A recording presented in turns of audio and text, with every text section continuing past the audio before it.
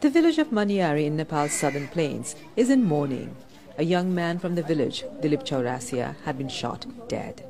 He was studying to be the first qualified engineer from his village, and his family had high hopes for him.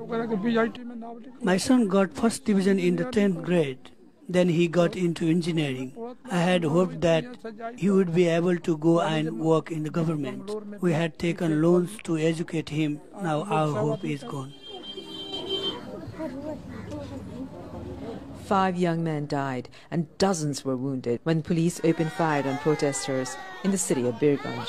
They had been demonstrating against plans to restructure Nepal as a federal state, divided into 7 provinces. Locals had called for a general strike in Birganj.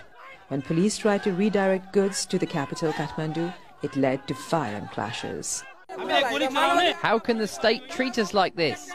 Shots were fired at this hospital on Tuesday, wounding many, including health workers. Nepal is in the process of writing a new constitution, and one of the most controversial parts is how to draw federal boundaries. The bodies of the 5 young men were finally released. Locals here have been parading the bodies of the 5 young men across the district of Parsa as well as back to their villages for the final goodbyes. People here are emotional and angry. They say that the police used excessive force and the state has deliberately ignored their grievances and demands. In the same village, as the body of 24-year-old Dharam Singh is taken to his house, neighbors can hardly contain his distraught mother.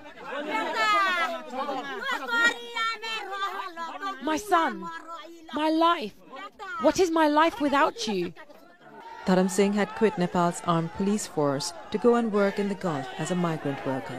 Onlookers say that it was the same force that shot him down. In the past week, the government had imposed a curfew here. It was lifted for 3 hours for the funeral procession. But as the day wore on, more and more people started pouring onto the streets. Tens of thousands arrived on this riverbank to witness the last rites.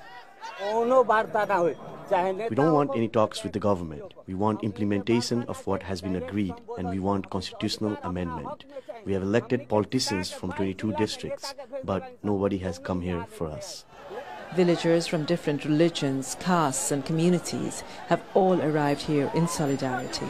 And as the bodies are taken to be cremated, the crowds are in no mood to compromise.